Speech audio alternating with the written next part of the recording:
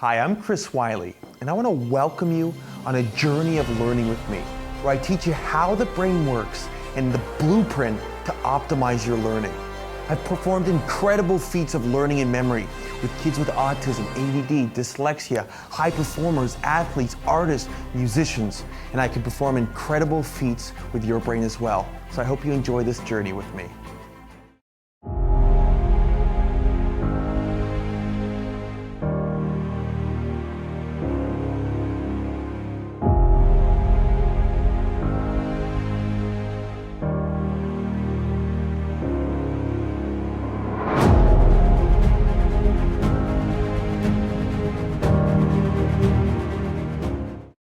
Hello ladies and gentlemen, this is Chris Wyllie, the Game Changer, Brain Transformation Specialist. And today I'm going to give you a little lesson on learning.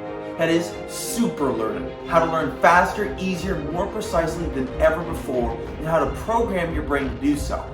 Now first off, we have to go into what is learning. And in this video I'm going to break down learning into three component parts.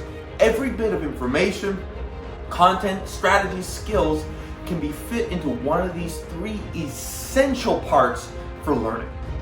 Now, if anyone tells you, if you bring your son or your daughter to someone and they go, you know what, their brain can't learn, they're not going to learn, or it's going to be slow, it's going to be difficult, I got one word for you: run.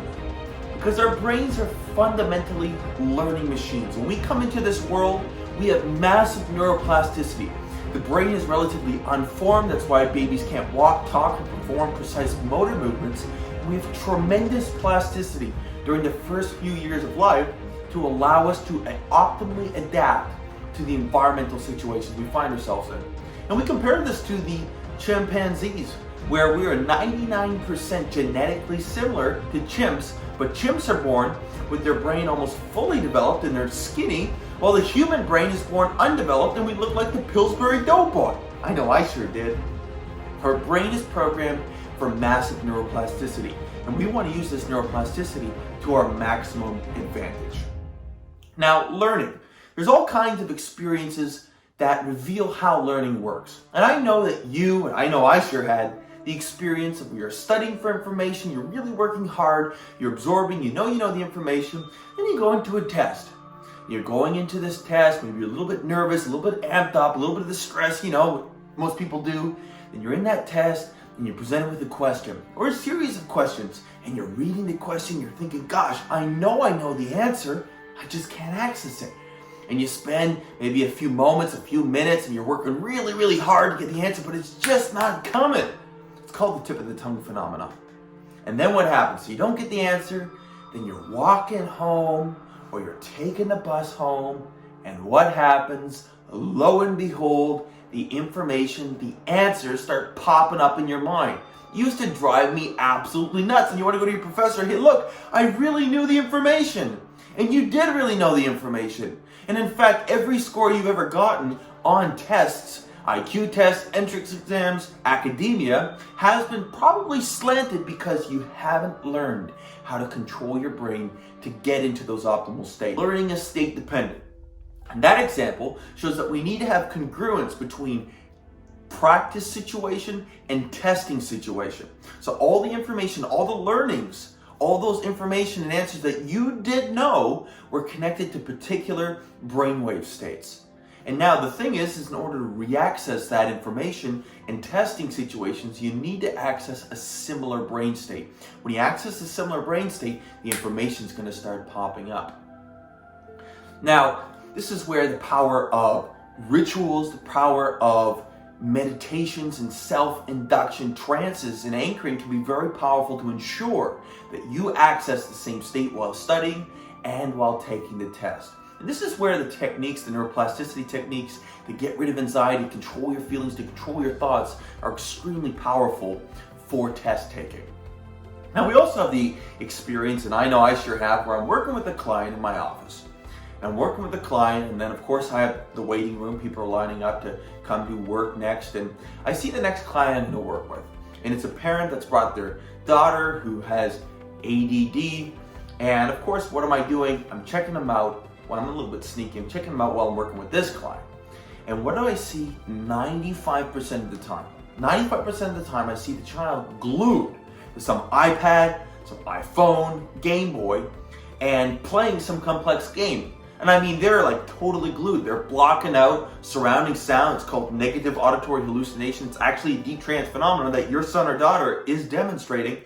They're able to focus. They're able to read the instructions of the game, able to hold the instructions in working memory, able to perform precise motor functions and movements, reaction time.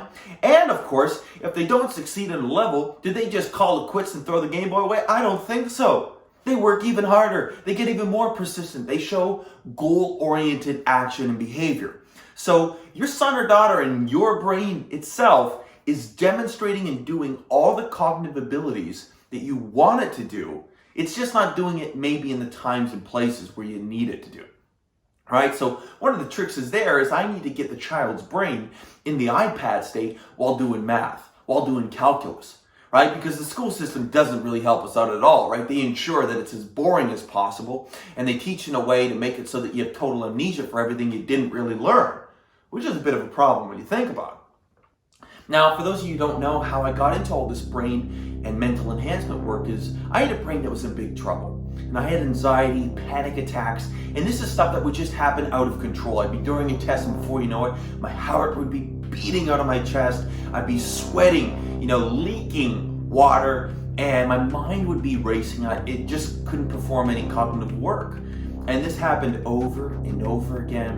And in fact, I was actually studying. I wanted to go to law school, studying for the LSAT exam. And I literally did every single LSAT exam that had ever been done, ever been created in the history of LSAT exams in a period of 2 months. I mean, talk about a determination machine, right? The self-development people talk about grit, persistence, determination. I mean, I had those by the boatloads. That wasn't the problem. The problem, I was too determined that I had no control over my own brain, right? So I was getting perfect in practice scores, but I'd go into these exams and I'd have full-on panic attacks. It got to the point where I was actually hospitalized, and then I made a decision. Look, enough is enough. I gotta figure out how to control this brain so I can access abilities and brilliance that I know I have.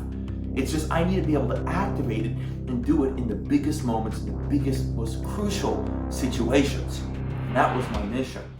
So the first thing I learned is that learning is state dependent.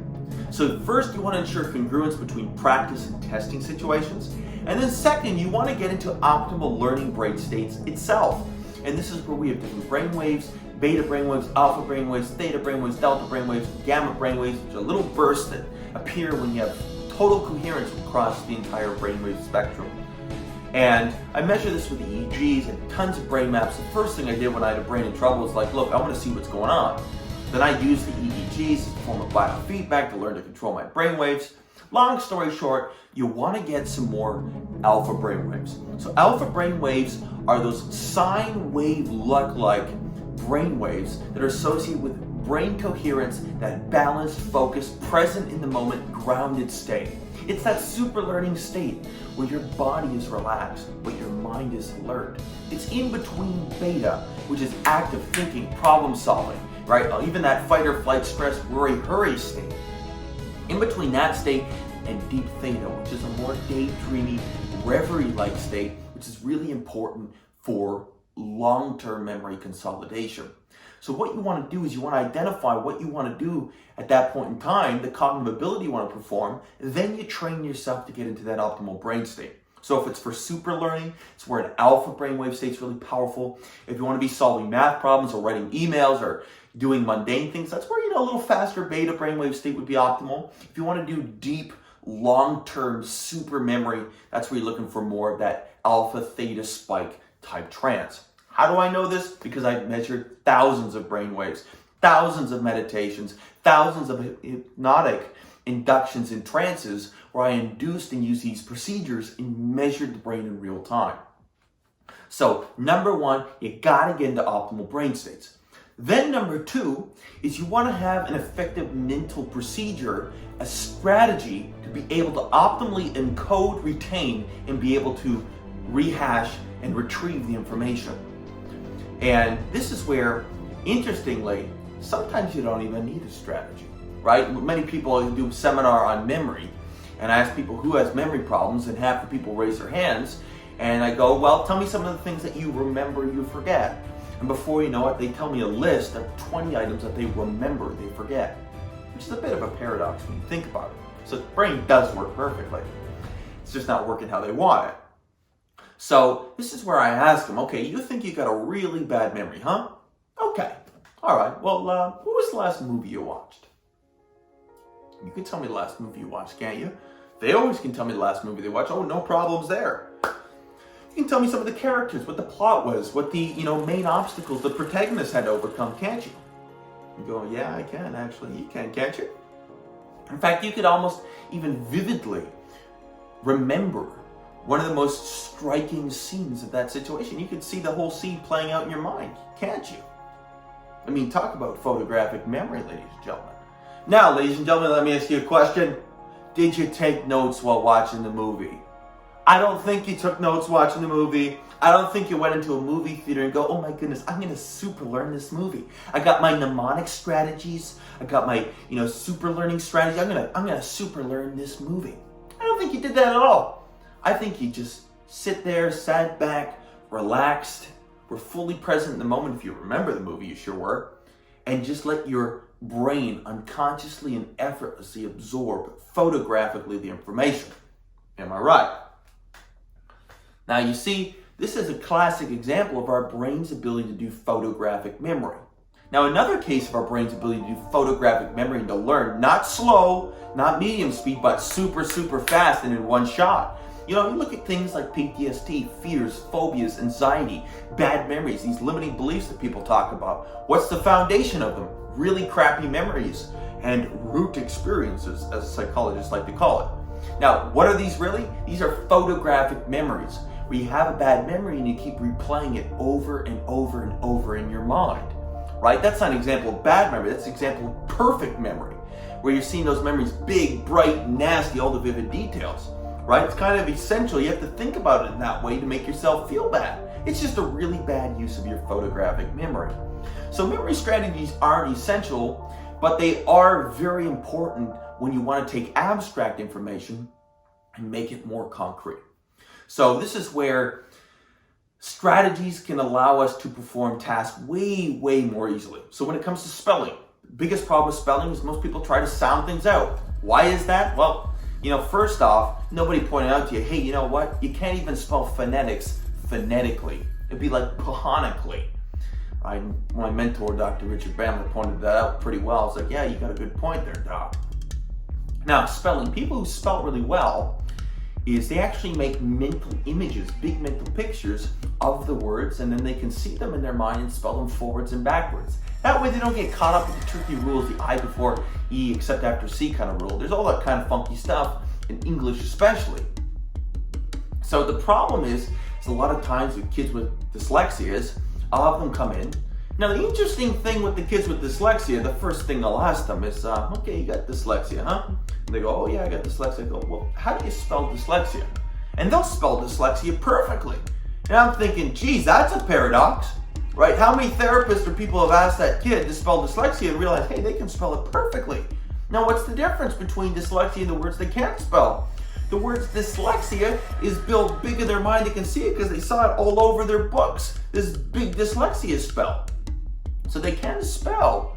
And very often things like dyslexia or reading problems are just that the individual is using the wrong parts of their brain to perform the task. So with spelling and reading, a lot of times people get themselves in trouble when they use the auditory system as opposed to coding things in the visual system.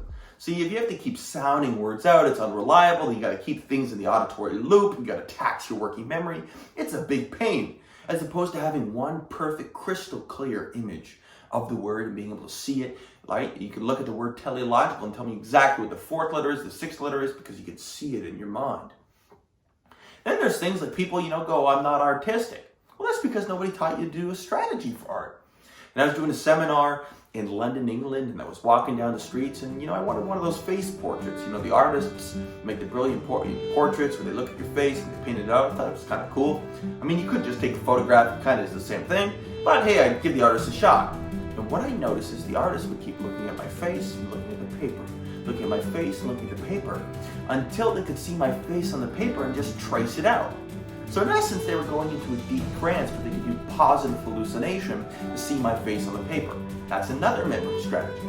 Now, where would this be really, really useful? How about learning biology textbooks? How about, neuroanatomy, right? Where you can look at a diagram with hundreds of bits of information, look at the diagram, see it in your mind, look at the diagram, see it in your mind, and really train and develop your ability to make more precise mental images. In fact, that's something I recommend you start doing right here, right now. And you get into the optimal brain state, a nice theta alpha state where it enhances visualization. The fast beta, oh my God, urgency, worry, and hurry. Let's have a whole bunch of coffees and get ourselves amped up. It's not really going to help with super memory and hyper visualization. So you get into a state of hyper visualization, and you pick a diagram. And then you start to look at the diagram, begin to see it in your mind. Look at the diagram, begin to see it in your mind, and just keep developing more and more precise detail and sharpening your mental images. And before you know it, you'll get really, really good at being able to photograph information and see it in your mind. Then, as opposed to being the person who stresses out about their 4th year neuroscience, neuroanatomy, or medical school exams, right? You actually know that you got the whole images in your mind. You just look in your mind, copy down the image, fill in the blank, fill out the diagram, you get perfect 100% scores. This is how you do it. There's memories and memory strategies for everything, right? When it comes to memory itself, this is where a lot of mnemonic, and a mnemonic is basically a memory enhancing strategy, a way of encoding information so you can seamlessly retrieve it, is a lot of these mnemonics involve coding information that's abstract into concrete mental images, right? So there's a lot of systems and codes that take abstract information to code things into mental images, a single mental image or a series of mental images. And there's strategies called the method of loci, where you use an existing structure, like a house, like a building, and you actually associate pieces of information across that building. So then you could just literally go through a walk through your house and have your whole list of items. I was on a TV show called Big Brother. One of the things we have to do is remember the days, remember the competitions that happened on days, who got sent home, and all these details. So I just used the method of loci, memory palace, to basically have all my days laid out. And I could answer any question. How many days before that, Jimmy got evicted, that Jessica was HOH. I could answer that perfectly because I could see it all in this 3D representation in my mind, right? And then there's things, there was another situation where we had this board of 1,000 different flights and flight information. How are you going to remember that? Well, this is where we have to use the process of patterning, where you use the process of breaking out patterns, building a chunk, building a category, and it allows you to remember things. So there's all kinds of brilliant memory strategies, and that deserves a video unto itself. So that's something we'll dive into more, right? So this is where, for any task, you want to identify what's the optimal brain state to perform best on the task, what's the optimal strategy. And again, the strategy is the way of perceiving, thinking, behaving in regards to a task that's going to allow for maximum performance. And it's all about the pictures you make, what you say to yourself, and the feelings you get in your body.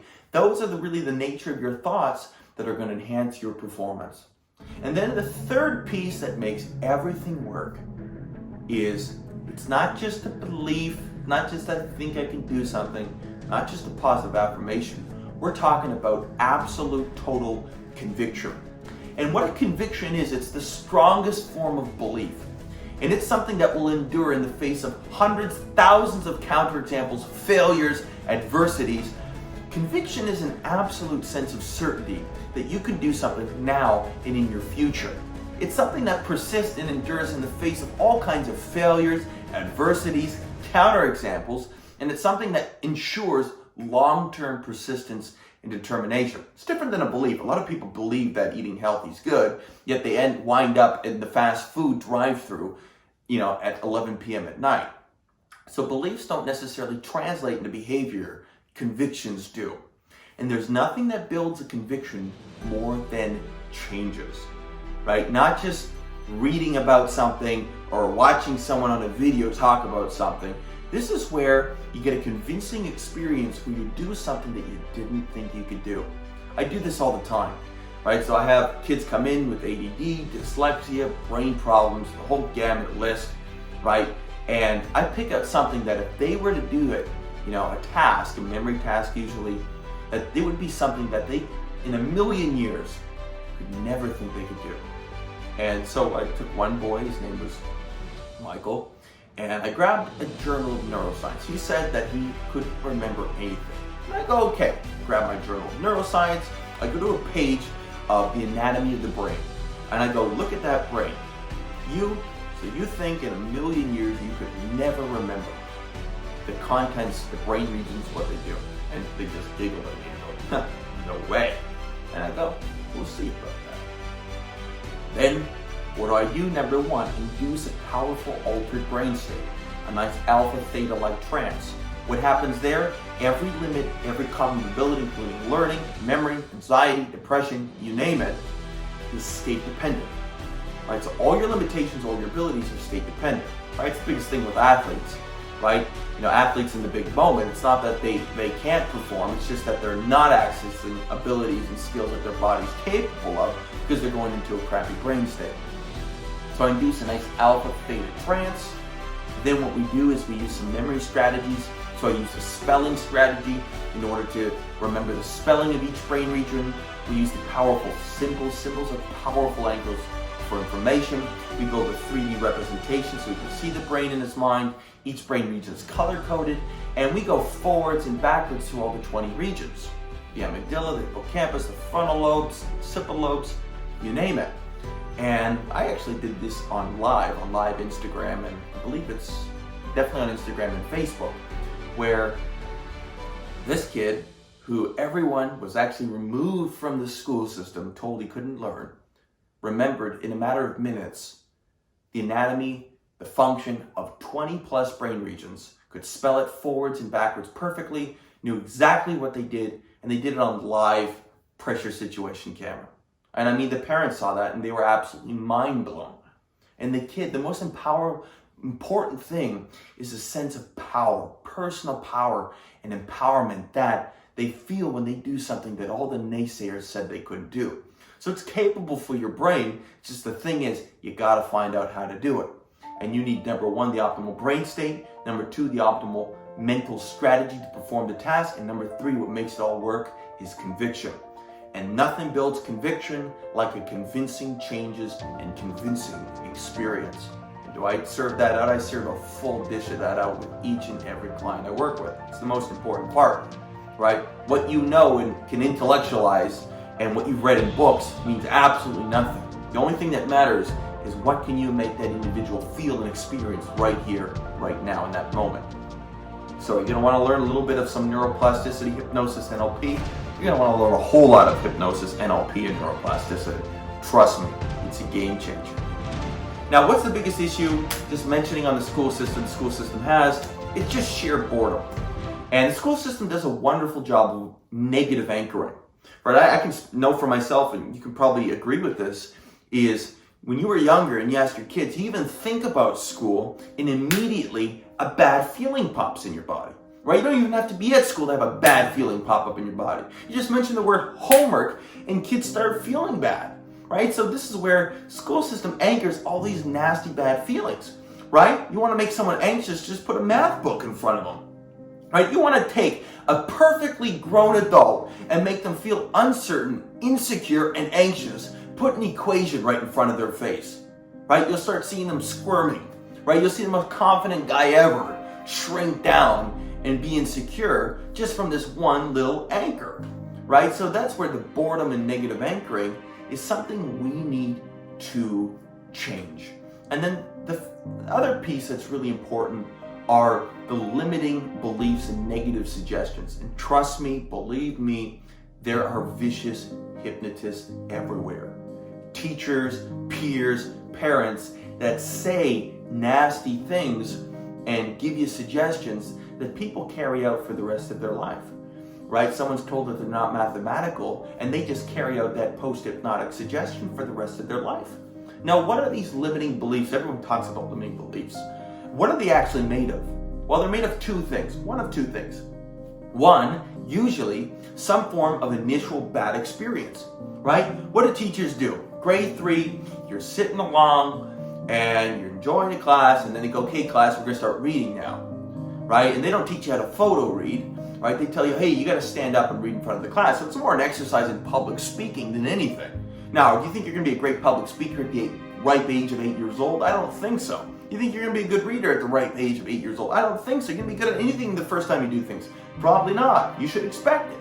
Right, so you get up to read in front of the class, you read in your little grade 3 voice, you're anxious, you're nervous, you don't read as well as you could, and guess what? Most people for the rest of their life have that little grade 3 voice in their head to try to read. Right? That's why you don't read as fast as you can right now, because you still got the little grade 3 voice to read and sound things out in your mind. And guess what? That little grade 3 voice can only read so fast. It can only get to so many words per minute. Then it reaches its max. Right? So what do fast readers do? They do photo reading. They train their eyes to move faster, trust their unconscious processes to absorb information. That's speed reading 101 for you. Again, that's an effective mental strategy for the task at hand.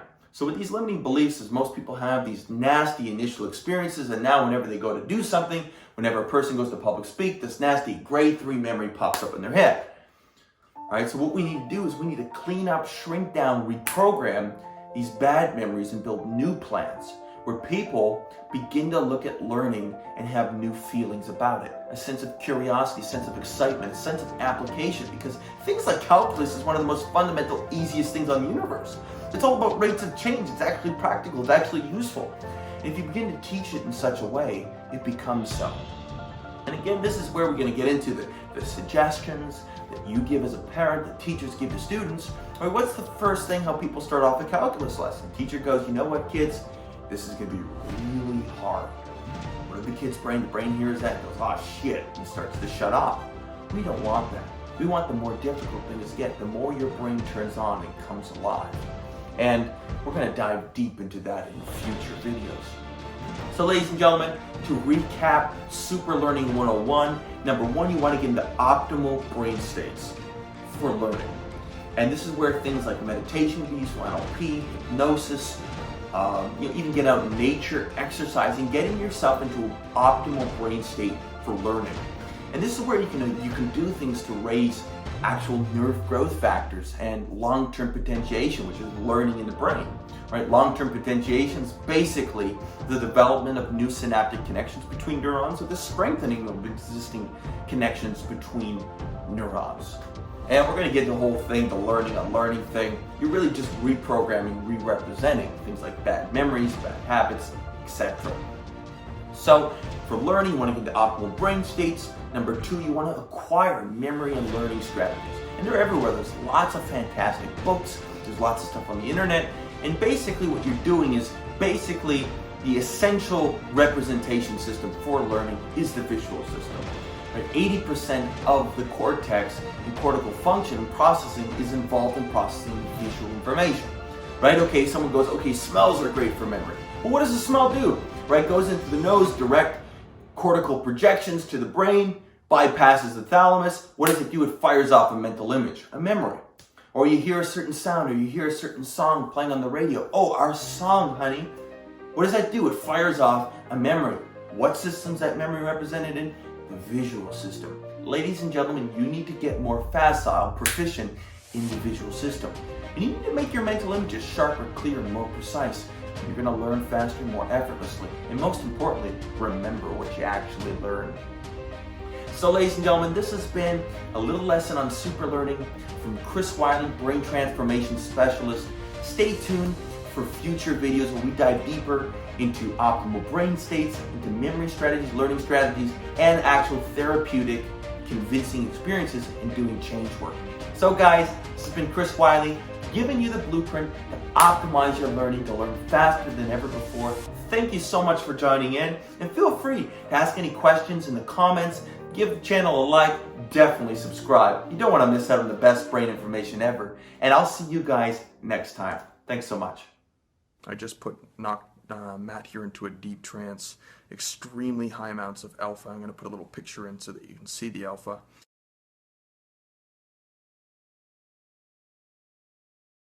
And in fact, I'm going to have Matt here just describe his experience. It was strange, really. I just felt relaxed and calm, and it was crazy. I never felt anything like it before. How are you feeling right now? I feel great. I feel awake and easy. Now, we had Matt. Matt was, we're working on spelling math, and how does it feel to be able to spell a word forwards and backwards in less than 30 seconds? It feels amazing because I've never really been able to do it. Anyone and everyone. I don't see it. I actually see it starting much earlier. I think if we started every kid from kindergarten to grade 4 on their processing of language and what it means to them, that it could change who people could potentially be. And therefore, we'd have less addiction, less violence, less everything, and less health issues.